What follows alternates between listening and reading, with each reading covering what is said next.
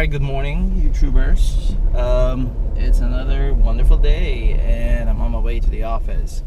And yesterday, while I was withdrawing money because it was salary yesterday, I saw a friend of mine who was driving a Honda Jazz GK, the latest one.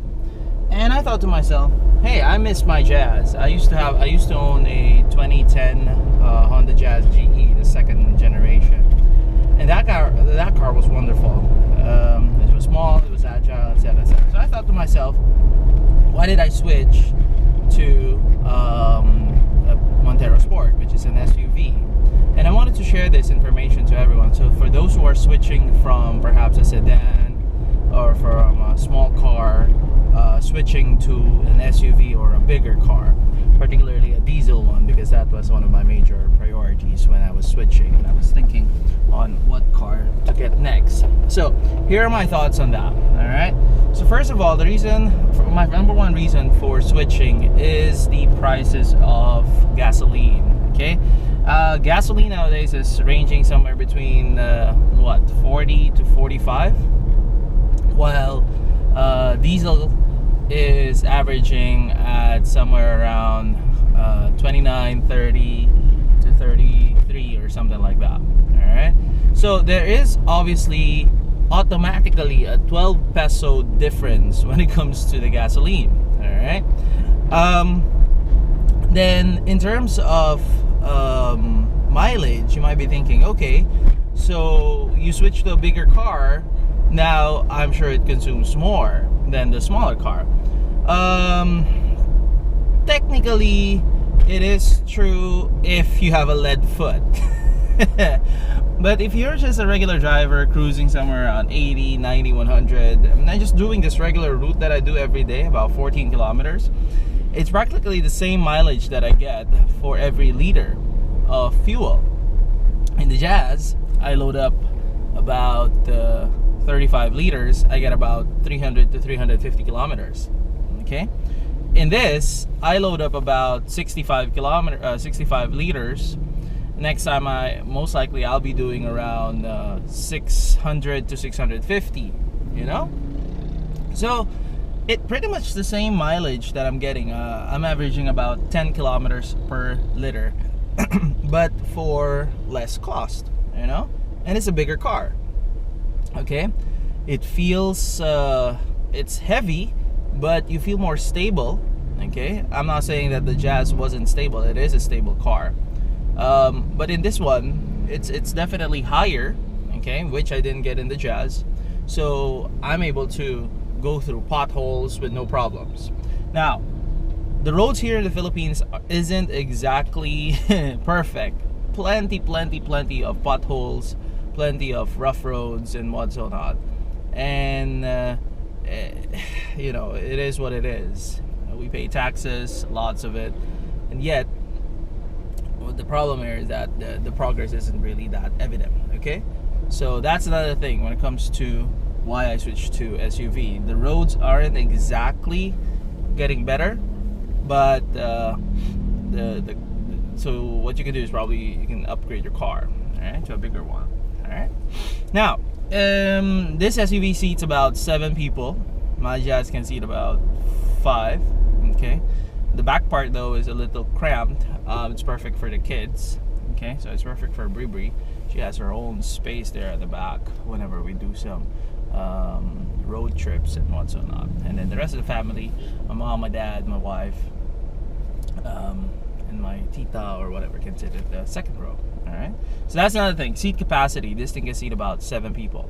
Alright, now when it comes to maintenance, this is oftentimes people would say, Brian, switching to a diesel fed SUV is more expensive in terms of maintenance. Well, let me tell you folks, when you get a new car, okay, the first 3 years of it, regardless of whether this is gas or diesel, based on experience, it doesn't really cost that much. Okay, if you bring it to the casa, yes, definitely the casa will or what we call stealership, the casa will definitely charge you so much because they want to make profit out of you.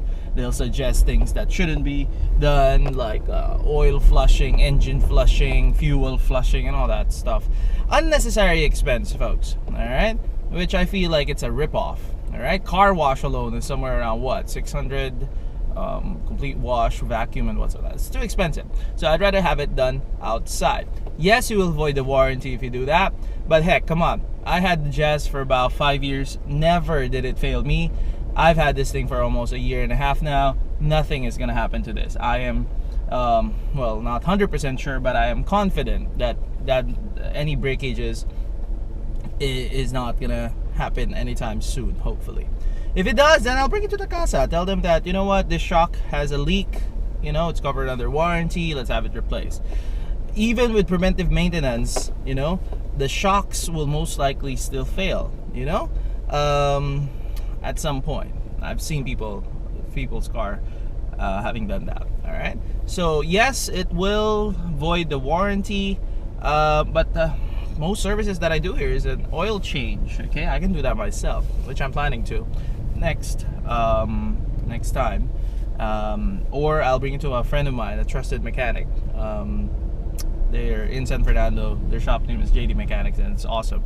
You know, they can pretty much do anything. All right, they're the one who installed these seats. So there, folks, in terms of maintenance, they're pretty much the same. Okay, it doesn't really cost too much because you can substitute certain brands of oil. You can explore oils. Actually, you can buy the parts outside, and then you can have it brought to one of your mechanics or your favorite automotive shop, and they'll do the labor for you. All right, so the parts, get it outside. Find good alternative, cheap, inexpensive oil. There are a lot of inexpensive oils there. Fully synthetic, Zik is one of them. And then if you're really on a budget, you can use mineral oil, and you don't really have to worry about using mineral oil and then saying that, you know what, Brian, mineral oil isn't good. Well, actually, today's modern oils are formulated so well that it exceeds the API ratings, or exceeds the requirements by car manufacturers. Delo 400 Delo 400 is one of those heavy duty motor oil that keeps your car going really well. All right, despite it being a mineral oil, it has so much additives and good stuff in it that it keeps your car running really, really well. All right, so folks, you don't really have to worry about mineral based oils nowadays because they're really good. Okay, just choose, of course, the good ones like Delo 400. You have the Mobile Delvac MX. Okay, these are very good ones. Now, for more tips on that, just send me a message and I'll tell you what are the good oils. All right, so for the cost of the, let's say, 6 liters, if you go to the casa, they will only give you about 4 liters of the OEM oil, which isn't exactly good. So I prefer getting the oils and parts from outside, bringing it to my local automotive shop, and then have the PMS done there. Okay, right now I'm running at 18,400, and I'm gonna soon hit the 20,000 mark, and I'm planning to do that. All right, so in terms of maintenance, not really. Now, insurance cost. Okay, this is an annual thing that usually you have to pay, which is a big pain in the butt, by the way. Again, if you get a new car, obviously you're gonna have to pay the premium, because if it's still under mortgage with the bank, you're gonna have to pay comprehensive insurance. But there are options when it comes to comprehensive insurance. You don't necessarily have to pay the most expensive one and worry about not it getting fully covered. You can declare the value to a lower cost, like what I did. Normally it's like 1.3. I declared the value after you're at 1 million something, and then the cost of the insurance lowered naturally from 32. It became just 26, which is not bad at all, because if I would have to pay 32, I'd have to shell off another 8 or 9,000, which I don't want to do. I choose .ph is, I believe, the site that I use to get a good market feel of how much the insurance are. All right, and then from there you can show it off to insurance companies, ask them to if they can lower theirs, which I did, and they were able to do that. All right, so there you go, folks. Those are some reasons that I have explored why I've switched to SUV, bigger car, diesel fed, particularly because of the cost of the running cost, like the fuel cost. So there you go. Those are my reasons for switching. I hope that I was able to enlighten some of you guys, those who are contemplating on switching from a small car to big car, particularly SUVs. And I've never been happier. I mean, I miss my Jazz, but in my Jazz I have to worry too much about scraping, you know, ground clearance and all that stuff. This one, no, I just go wherever I want to go. When there's a road, even if there's none, I go there, I'm able to go. That's the beauty about SUV. You don't really have to worry about the surface, the road condition, okay? Unlike in a regular car that is low, you always have to worry about that. I hate it, okay? But again, I feel I miss my car, I miss my Jazz. It's really, really nice. It's one of the best cars that I've ever used as a daily bruiser, and I miss Dinky. All right, so whoever owns Dinky now, I hope you're taking care of her, and I hope to see her sometime in the road. So again, folks, I'm almost there at my work. If you find this video useful and informative, please give it a thumbs up, and please, if you want to see future videos, go ahead and hit that subscribe button, and I'll see you again next on my next video. See you guys. Bye.